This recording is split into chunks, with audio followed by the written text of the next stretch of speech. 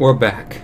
The Premier League is finally returned, and today was the first big match between two big clubs of the return of football. Before this, we only had some small matches that in little comparison. People battling against relegation. That's all we've had so far.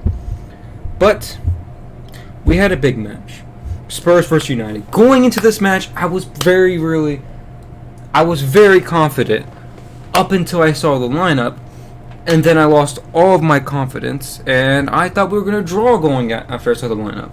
I was very scared. After I saw this starting 11, I was very scared. I was wondering what the fuck's going on at this team. I knew Lo Celso was out, but worse than Dembele, where's Toby Alderweireld? You put both of them in, and the team looks 10 times better, I thought. And I liked the attack. But what really happened in this match is the complete opposite. I was going to afraid of the midfield and the defense of us, because the midfield was the same midfield we played against them at Old Trafford, where McTominay and Fred absolutely dominated Sissoko and Winks. And Sissoko and Winks had two of the worst games for Spurs of the last year, of the whole season. And what has happened is the midfield was fucking tremendous. Sissoko and Winks were the two best midfielders on the pitch. Both of them were fucking amazing. Winks is very tidy if I was passing. To be honest, I don't have the stats in front. I don't look at all the stats. But honestly, I don't remember him misplacing too many passes. He was very tidy. He was getting the ball distribution very well. He was pushing forward the ball too. He only went sideways when he was forced to. He looked amazing. It says Sissoko, oh my god, Sissoko, our man of the match. A bunch of defensive work. He pushed that ball up forward. Sissoko did what Sissoko does. And he's a player that we really did miss during this period without the Kanes and Sons, the Bergwijns, the end of time. You had Sanchez out, you had Davies out. And the back line I was afraid of, because I thought our back line is always going to be crap. When your back line is Aurier, Sanchez, Dyer, Davies, you're like, I don't rate too many of them. I personally rate Sanchez quite highly. I think he's a very good defender, but still has a lot of mistakes in him, like we saw when he hit the ball directly back to Rashford. But then again, later in the game, he made a very great stop against Rashford. Amazing. He got the ball, but I think Rashford was about to set up for a shot, but Sanchez knocks it out of bounds. And just great defense. And Eric Dyer was the player I was really afraid of. Let me give you a second. My dog wants to get out of my room.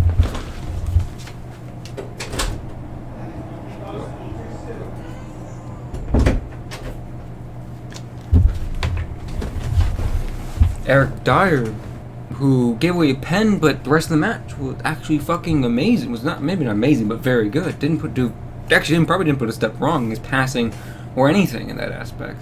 And Eric Dyer, he put up a great performance for us, and I was pleasantly surprised. Ben Davies was fucking solid. A bang average performance of him. Nothing of him was amazing. He actually handled the pace of Dan James very, very well, which was very surprising. And then you start Aurier, who I thought was alright. He did enough defensive work. He could have done a little bit better, but that's Aurier. He did a lot of progression. And then you had the attack. The attack just didn't seem to click. I expected Harry Kane to have a bad performance, because he always plays bad when he comes back from injury, but he always scores when he comes back from injury. This was kind of a time where I was like, oh, he didn't score. So I guess West Ham, he scored a brace. He'll score some goals soon. But then you have Eric Lamela. Eric Lamela, in the final third, his passing was very bad. And his everything else was quite good, in my opinion. He was good in every aspect except the final third, which could be a disagreement, but he didn't. He fouled the crap out of them and pushed them and frustrated. He's the type of player you need on the pitch. A guy who's going to frustrate the opposition, does what he needs to do. He dribbled past so many of the players. He's actually quite good. You got Bergwijn, he's dribbled past players. He scored a pretty solid goal. David De Gea should have saved it, but that doesn't mean much. I need to check something. No, not this. I need to make sure where the camera is. I'm going to push this down a little bit. Okay, that works. And you have that type of... What the fuck? Yeah, Bergwijn, he had the pace, he had his dribbling, he did pretty well. Son just didn't get in the game. Of course, he was up against Wan-Bissaka, a player who is always going to shut down every single player. No player is really going to beat Aaron Wan-Bissaka, so I don't really put that too much on him. Of course, you'll probably have maybe our man of the match, Hugo Lloris. But I put Sissoko probably our man of the match. Hugo Lloris made fucking fantastic saves continuously, and he does this. You get probably 5 or 6 performances a year where he's just untouchable. You're not going to get past him. He did it against Manchester City, he did it against United.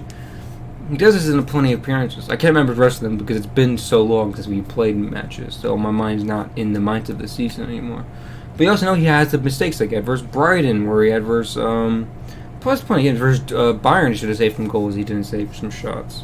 I'm missing so many other games, but he made a bunch of mistakes throughout this season. And that's opinion of the performance of the team. Going to this match was interesting because everybody kind of felt like United were extreme favorites. They were overall blah blah blah better.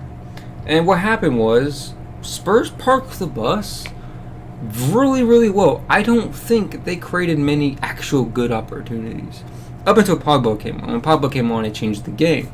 But I thought that was kind of going to be expected. When you have Pogba and Bruno, you're going to have two of these amazing players. They completely outclassed the rest of the opposition. And they were really good for about a 3-minute spell, and then after that, the game kind of quieted down. But Pablo, these long balls from the right side of the pitch all the way down to the left where Rashford was, those were some amazing passes. And 3 or 4 times it could have got in, but luckily our defense stopped it. I think both teams didn't play their best. I think, to be honest, I'm going to point this out. One thing interesting about this after this match is it's a 1-1 draw. I personally think Spurs were the better team. I thought we defended very well. I think our problem was our attack wasn't firing, but the players who weren't firing attack will 8 out of 10 games will give you a good performance. So I'm kind of like, okay. Then everybody else wasn't good, who usually isn't amazing, like, oh, they're firing. They did really well. Okay. So overall, it could have been a pretty good thing. I'm pretty excited for this season now. For the rest of the season, I think Spurs are going to make a late rush. I think Spurs' top 4 hopes aren't over. This year, I thought was going to be the big decision, the big thing that kind of like decides in my mind what we're actually going to do this season. Are we actually going to contend for top 4, or are we going to settle for being a Europa League team next season? Which I'm going to be real here. I'll be honest right now. I don't want to be in Europa. I prefer Champions League, but I also wouldn't mind Europa League because I actually think Jose would win that competition. If that means we won a trophy, we won a European trophy, and now we can shout it at Arsenal, and I mean, it's not a great thing, but it's something that it's something off our back. An easy trophy to win, easier trophy compared to any trophy we else would compete in, unless we finish outside the top 8, in which case outside the top 7, because there's rumor that the Carabao Cup will only have the top 7 teams in the league won't qualify for the won't qualify for the Carabao Cup. So if we finish in the 20th, I mean, we won't finish 20th, but 20th, from 17th through 8th, we could win the Carabao Cup then. It's not a good competition to win, but you could win these type of trophies. And yeah, I mean, actually, I feel that Arsenal might actually win a trophy next season because of that. So that's pretty worrying, but maybe they won't because they're a shit team anyway. Won't matter. Yeah, I would just really prefer how the performance has really helped got my mood back up because I was pretty confident going in the match. I was like, I like our team, blah blah blah. We didn't do anything. If you look at this 11, how many of our players who didn't play today would probably start? Toby Alderweireld is probably a better player than Eric Dyer in my opinion. Giovanni Lo Celso should be playing over Sissoko, and Dembele should somehow find a way in this team. I don't know, maybe playing Dembele and Lo Celso in a double pivot. Probably not. You probably play Sissoko or Winks in double pivot with Lo Celso and Dembele. Then Dele, you have 3 players there that are probably better than that should be in this 11. And for United, they probably Greenwood, but Greenwood for James is a pretty even conversation. It's not like this guy's definitely better. Like I feel like how our competition would be, and of course Pogba would be in their team as well. And to be honest, I take a lot from this game, and I really think Spurs can look at this and say, if we invest in the right areas for the summer, we could actually contend with United next season longer. Because United are probably going to spend a decent amount of money and sign probably sign 3 players for that first team, and that approves them. And Spurs are going to have to try to keep up with them. Because I mean, that's what this match is all about, in my opinion. This match is about figuring out who's the biggest amount. 2 different approaches. You had United were given the possession, and United didn't create much because Spurs sat very deep. I thought Spurs very much controlled the game. It was a park the bus moment. I would have called it a masterclass if we end up winning this game. It probably would have been called a masterclass because we still have injuries in positions of Tanganga out, and it's also problems. But in general, we saw. I can't really explain too much about this match. This match, it just felt really good to watch and enjoyable to see football again. Enjoyable to see my club go out there and compete with United, because I was kind of afraid in the back of my mind that we were going to get trampled. This is all kind of coming from football Twitter, because for the last 3 months, no football Twitter has decided that Spurs are an absolute dreadful team, and that they're probably run Arsenal level. That's what it felt like their coming decision to, and that United were like clear and by far the third best team in the league, and that like they're going to contend with City and Liverpool next season because they have Bruno Fernandes, and if they sign Sancho, blah blah blah. This game I thought really just showed like it's pretty even. Both teams didn't have their best 11s out. Spurs had more of the players missing, and I kind of feel like that. I kind of shows that I think Spurs are in a better position. Spurs are in a better position than United. I do think they're pretty close. I think they're very close to each other, and they're both going to make signings. They both need to make good signings, and they both develop the team. They both move up. Maybe United be the better team next season. But yeah, we will see. The penalty decision is correct. Yeah, I can't really say too much else because I don't think a ton happened in this game. I think really what we always saw was great performances by the Spurs team.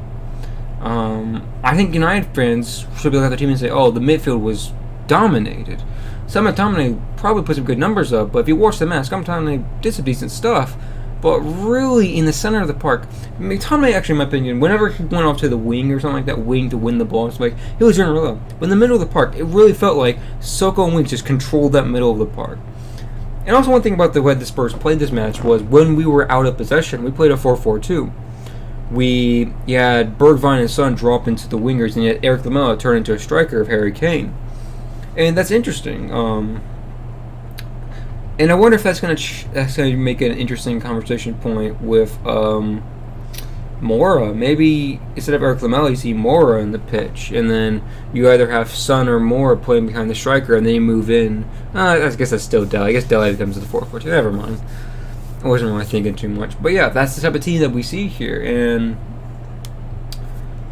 yeah, that's all I'm going to say about this game. I'm sorry for wasting your time, not really adding anything, but I was pretty excited about this performance. I'm looking forward to the next match.